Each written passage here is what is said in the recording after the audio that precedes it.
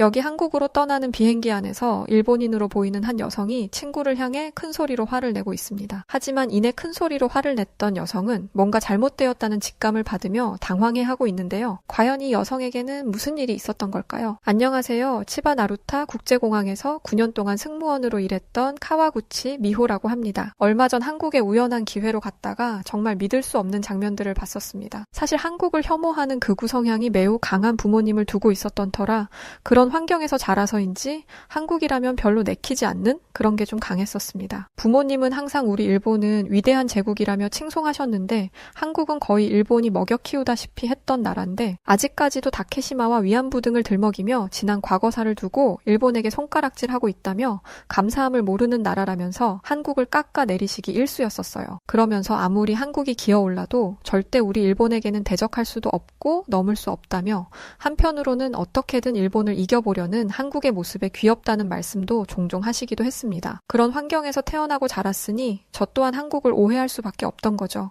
제가 한국의 진짜 모습을 보게 되었던 건 회사에서의 일 때문이었습니다. 저희 나루타 공항에서 얼마 전 세계적으로 문제가 되었던 코로나 팬데믹과 더불어 일본을 찾는 해외 관광객 숫자가 급격하게 감소하면서 제가 다니던 나루타 국제공항의 재정 상태는 늘 마이너스 수준이었습니다. 공항에서는 적자를 줄여보기 위해 대대적인 인원 감축이 있었고 안타깝게도 저도 인원 감축 대상에 포함되어 있었는데요. 그나마 다행이었던 건 공항에서 9년이라는 긴 시간 동안 근무했던 터라 본사에서 다른 공항사에 재취업할 수 있는 방법을 찾아주었어요. 실제로 저와 비슷한 시간을 함께한 일부 동료들은 다른 항공사로 재취업해서 일을 하고 있기도 합니다. 하지만 저는 승무원으로도 사실 나이도 많이 먹기도 했었고 은퇴하고 조금 쉬다가 다른 일을 시작해보고 싶다는 생각이 들어서 본사에서 다른 항공사 취직 제안을 거절했었어요. 저뿐만이 아닌 일부 동료들도 저처럼 이 기회에 승무원 일을 그만두고 공부를 하겠다는 동료도 있었고 아버지 가게를 돕기로 해서 그만두겠다는 동료도 있었습니다. 제안을 거절했던 저희 동료들은 은퇴하고 어떤 걸 할 건지 각자 이야기를 나누고 있었는데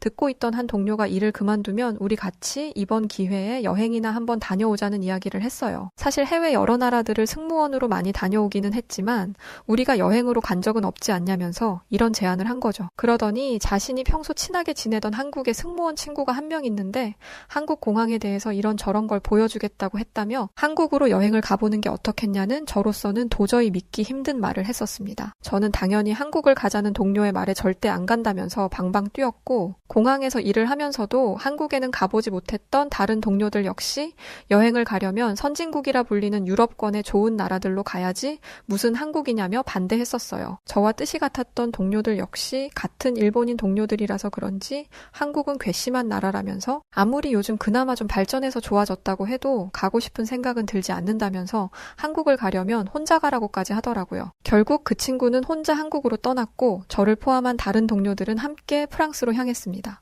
그런데 이 결정이 엄청나게 잘못되었다는 걸 그때는 몰랐었어요. 도착한 프랑스는 정말 유럽의 선진국처럼 멋진 도시였습니다.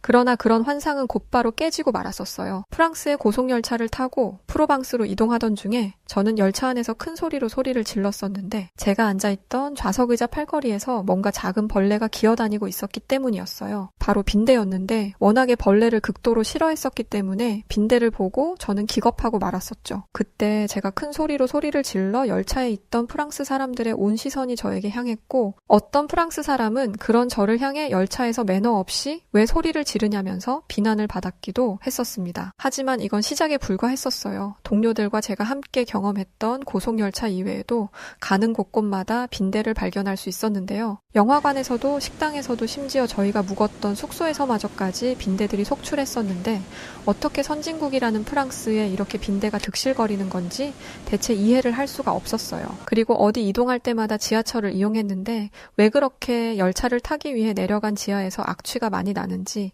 냄새가 너무 지독해서 정말 숨쉬는 게 힘들 정도였었죠. 어느 날 저희는 숙소에서 동료들과 한국으로 혼자 여행을 떠났던 친구에게 전화를 걸었었는데요. 한국으로 혼자 보낸 친구에게 괜히 미안하게 불편하기도 했었고 빈대가 창궐하고 냄새가 심했던 프랑스지만 그래도 나름 선진국의 유럽으로 우리만 왔다는 생각에 위로라도 할 겸해서 전화를 걸었다가 저희는 정말 친구의 모습에 이게 정말 사실인지 믿기 힘들어하며 놀랬던 기억이 있습니다. 저희는 전화를 걸어 우리끼리만 유럽으로 와서 미안하다는 말로 이야기를 시작했는데 한국으로 혼자 간 친구가 우리가 대체 왜 미안해하는 건지 이해할 수 없다는 표정을 지으며 영상통화에서 자신은 지금 한국인 친구와 너무 좋은 경험들을 하고 있다며 굉장히 밝은 표정을 짓고 있었습니다. 내일은 한국 공항에서 일하는 친구가 공항에 대해서 이런저런 걸 보여주겠다고 했다며 내일이 기대된다는 말까지 하더군요. 그 모습에 저희는 한국 공항이 거기서 거기지 뭘 그렇게까지 기대하는 건지 알 수 없었지만 내심 너무나 좋아 보이는 친구의 표정과 말투에 다소 의아한 생각이 들기는 했었습니다. 다음날 아침 저희는 함께 프랑스로 왔던 동료의 팔을 보고 정말 기겁했었어요.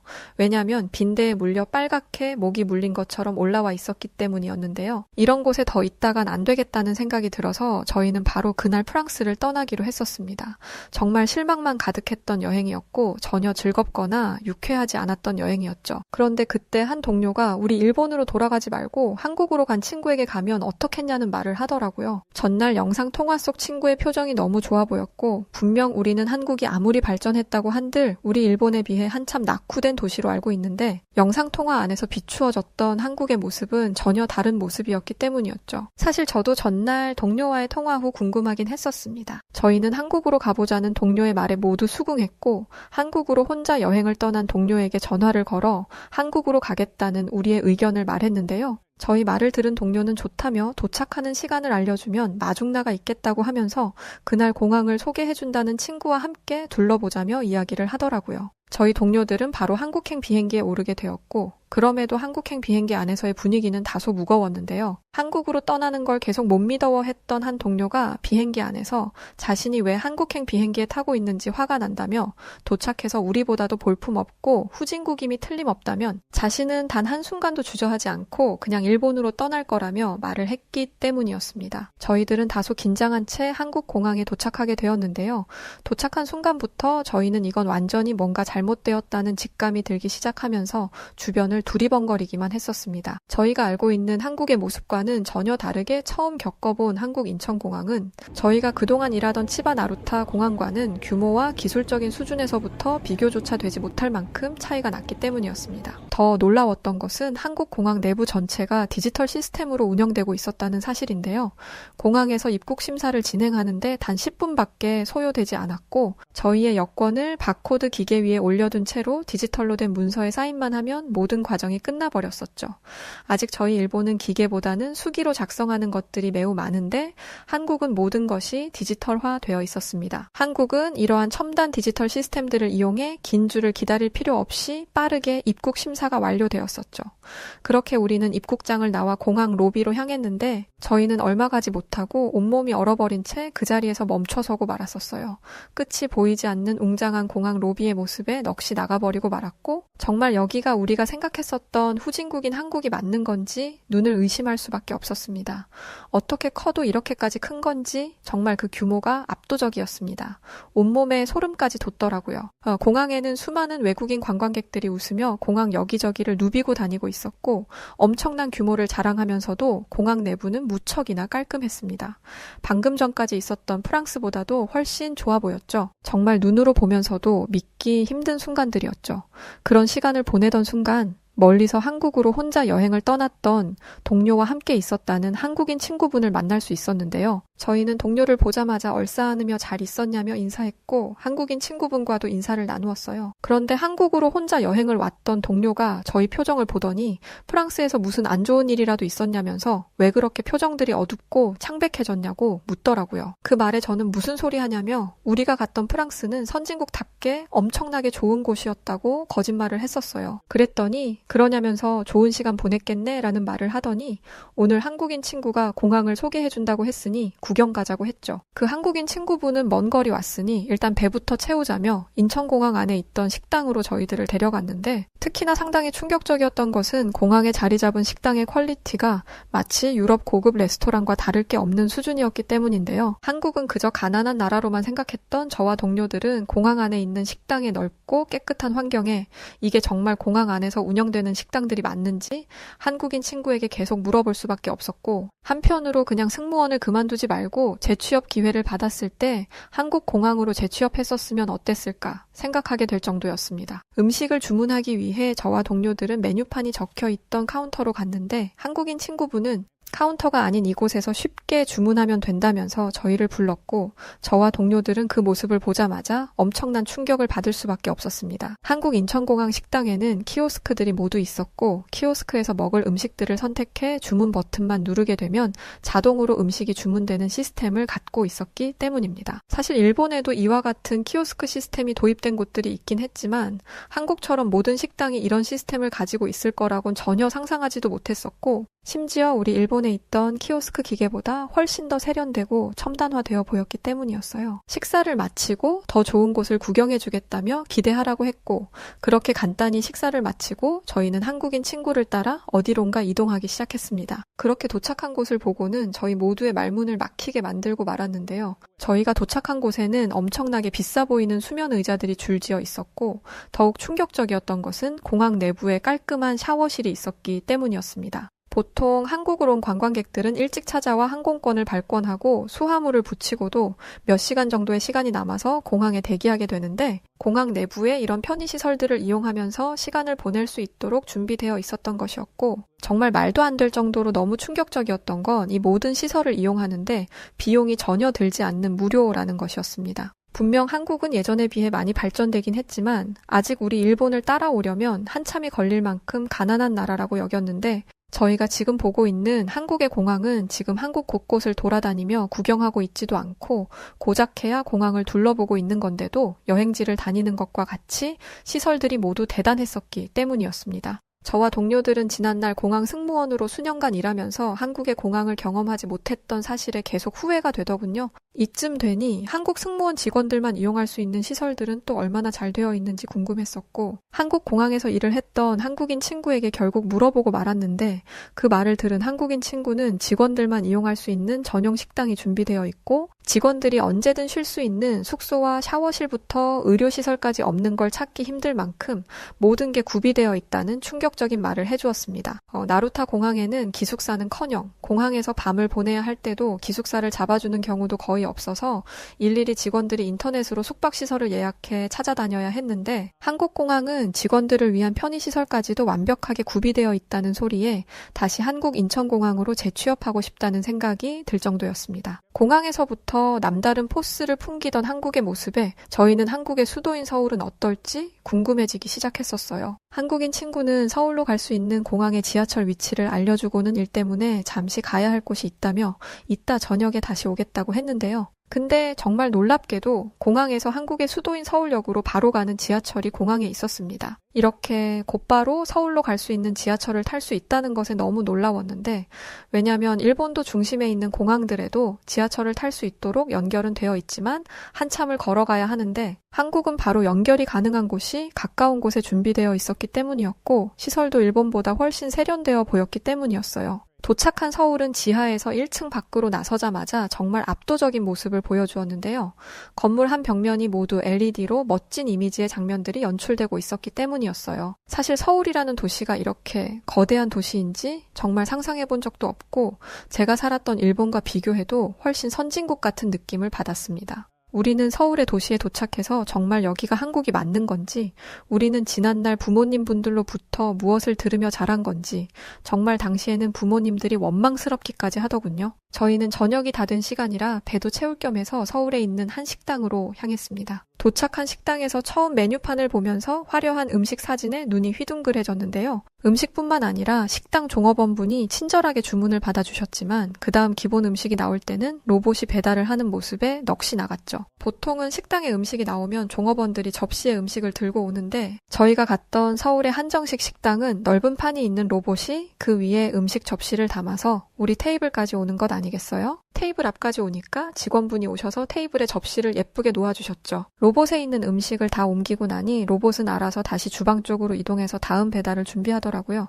테이블에 놓인 다양한 종류의 음식도 놀라웠고 그걸 로봇이 몇 번씩 갖다 주는 것도 그저 놀라울 따름이었습니다. 식사를 마치고 저희는 숙소에 도착하자마자 짐을 풀고 간단히 씻고 잠깐 침대에 누워서 휴식을 취했는데 쾌적하고 안락한 침대 덕에 잠이 솔솔 들고 말았습니다. 일본의 숙소는 정말 유명한 곳이 아니고서야 한국처럼 이렇게 큰 침대가 준비되어 있지도 않고 굉장히 비좁은 느낌이 있는데 한국의 숙소는 크면서도 쾌적했고 방마다 공기 정화 장치가 설치되어 방 안의 공기는 깨끗했죠. 잠에서 깬 저희는 한국의 도심에 나가보기로 했었는데요. 동료들과 함께 명동의 거리를 돌아다니기 시작했습니다.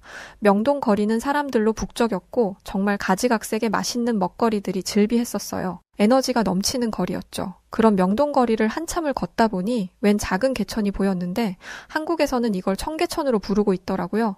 그런데 저희는 도착한 청계천에서 정말 놀래고야 말았었는데요. 왜 그랬냐면 저희가 도착했던 청계천에는 저희 말고도 정말 수많은 일본인들이 한국에 관광을 하고 있었기 때문이었어요. 분명 저희 부모님은 일본 사람들은 절대 한국을 여행 가지 않는다고 했었는데 청계천에는 남녀노소 할 것 없이 많은 일본인들이 한국의 청계천에서 좋은 시간들을 보내고 있었고 우리는 대체 왜 어릴 때부터 한국을 그렇게 폄하하며 우리에게 한국은 좋지 않은 국가라며 우릴 속여왔는지 분통이 터지더군요. 한국에서의 경험을 마치고 저희는 다시 일본으로 돌아갔는데요.